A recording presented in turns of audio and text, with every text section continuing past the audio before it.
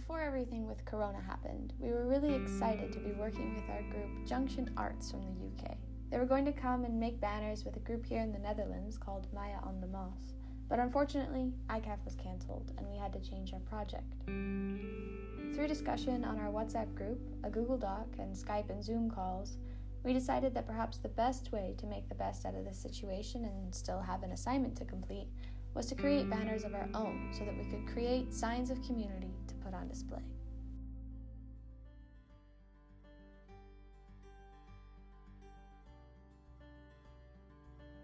My name is Sally, and I'm an Erasmus student from Austria.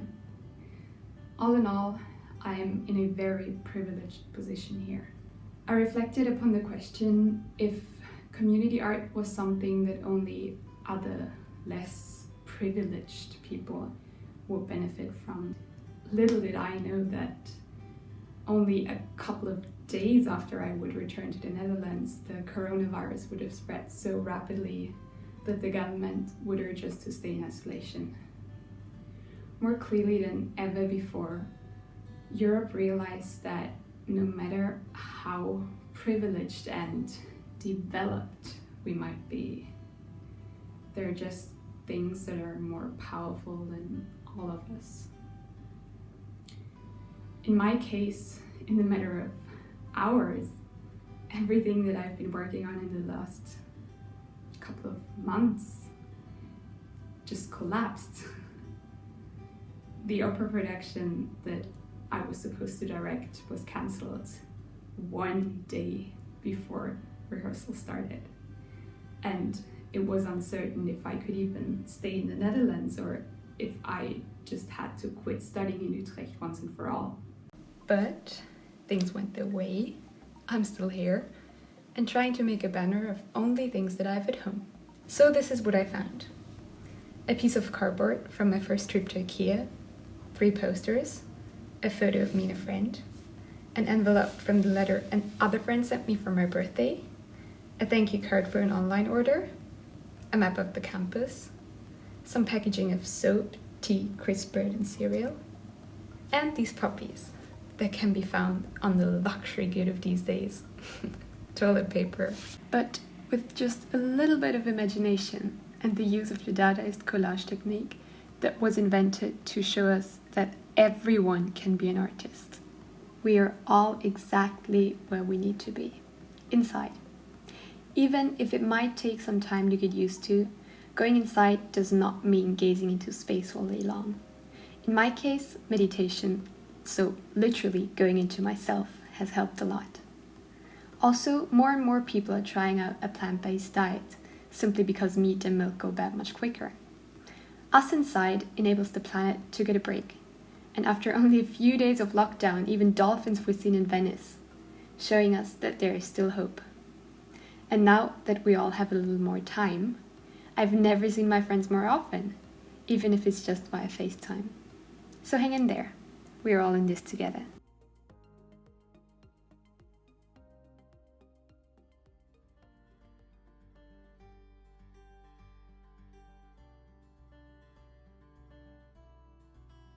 I have been in quarantine with my boyfriend for almost 3 weeks now, so my lockdown would be a lot different and boring without him. I wanted the banner to be playful as my time in quarantine has been mostly that, but also realized that I can utilize this time to self-assess and reevaluate, which is why I started with the phrase growth in quarantine.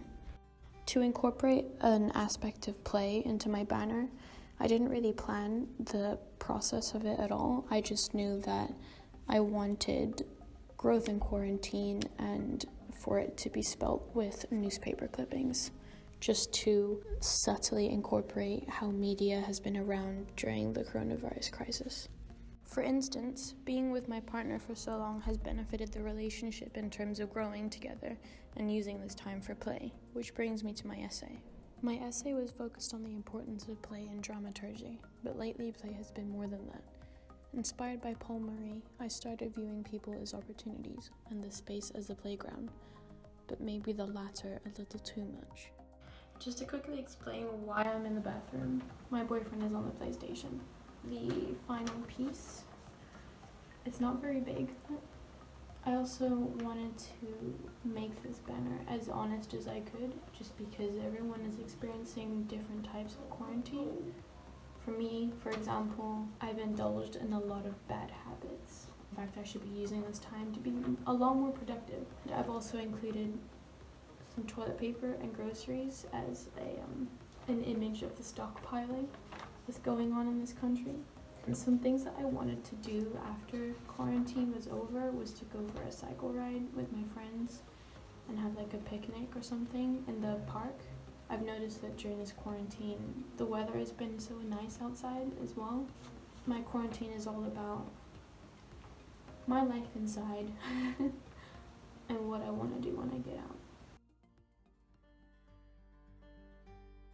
My banner is composed of fragments of a community that is reaching out to each other. I imagined this billboard or piece of wall somewhere in physical space where neighbors or members of a community come together and put signs up. There's quotes from various people, messages of support, somebody asking for help doing their groceries because they're at risk for fatal corona, and even somebody offering guitar lessons on Zoom, along with, of course, little pieces of graffiti. I took all of these things from my imagination, but I know that they are informed by things that I've seen online. And I really connect what I did here with what we learned about audience and spectatorship and participation in a performance, because while there may seem to be a distinction between people on stage and people in an audience watching the people on stage, what we've learned from forum theater and other methods of community art is that this distinction isn't as clear as we think it is.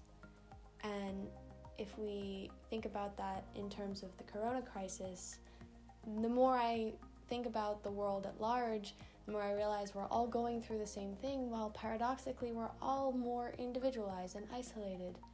And while we're seeing each other's intimate personal lives by parents or pets or spouses interrupting Zoom calls, for example, we're also much further away from each other because we're experiencing these things online.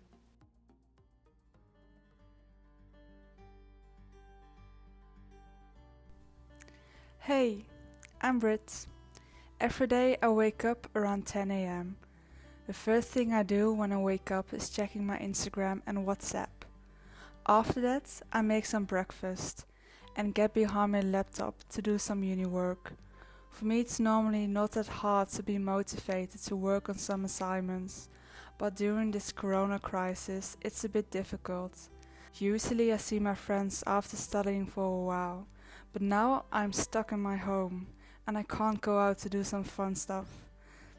But at least almost everyone sees this as a problem, so this makes me feel less worse.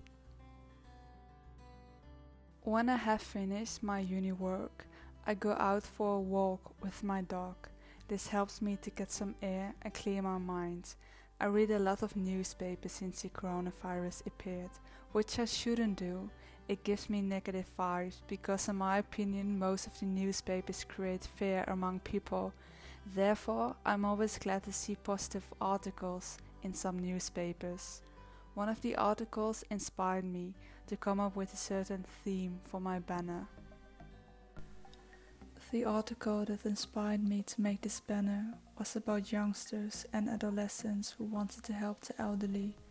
It appears that the majority of the elderly feel alone, since people cannot visit them because they are at risk for the coronavirus.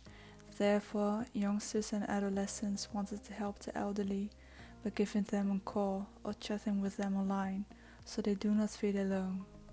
It touched me since it shows that desperate times can also have little bright sides. It brings people together and it makes people care about each other. We were asked to keep social distance, but still, we're not so far away from each other and help each other to get through this tough time. My banner is pretty basic, but it still looks good. I drew on cream paper, as you can see, because we didn't have white paper at home, unfortunately. The person on the left of the banner is a grandma, who is talking via an iPad to the person on the right of the banner. a young child who uses an iPhone. You can see that the grandma is surrounded by a few hearts, because she loves it that she has someone to talk to during this crisis. The young child is also happy to talk to the grandma. As you can see, there are also hashtags on the banner such as stay at home and care about people. These are the things that people should not forget. The title of the banner is distant but not apart, since we were told to keep social distance, but people, like the child and the grandma in this banner, have digital contact and care about each other. When I reflect on my banner, I can make some connections to the literature of the community art course, especially to the concepts empathy and distance. To create empathy, it needs to be contextualized in relationship to social reality. Distance is strongly related to this. When you get to talk to people through art, you need to get the social issues from the macro level to a micro level. The reality now is that the problems caused by the coronavirus, such as loneliness, is indeed not a global problem. Everyone knows an older person who is probably alone, at home, and should not receive visitors. With this banner, I want to let people think and feel touched in order to take the next step, and for example to get into contact with another person. Even though we are being asked to keep our distance, we still need to get closer to each other, and I think at the moment we are doing a pretty good job at that.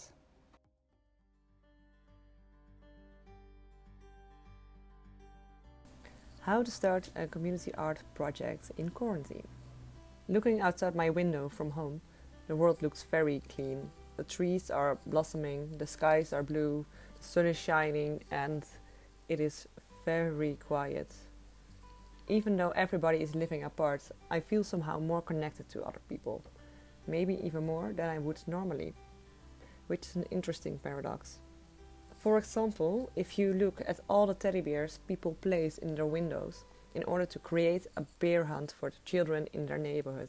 We challenge people to reflect on their current situation and to put it into a creative process. By creating a banner, you can show the people who are having a hard time that you think about them and that you care.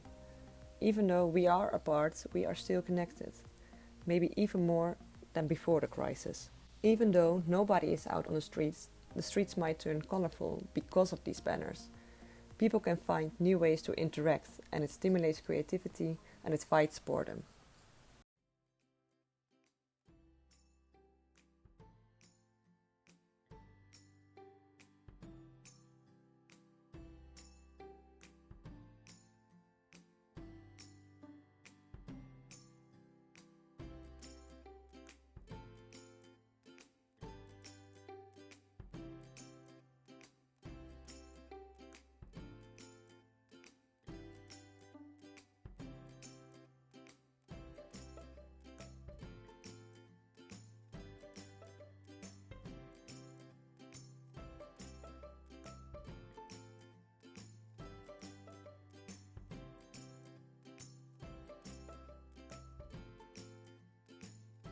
With our Instagram account, we got the word out and received many lovely submissions, including Junction Arts themselves.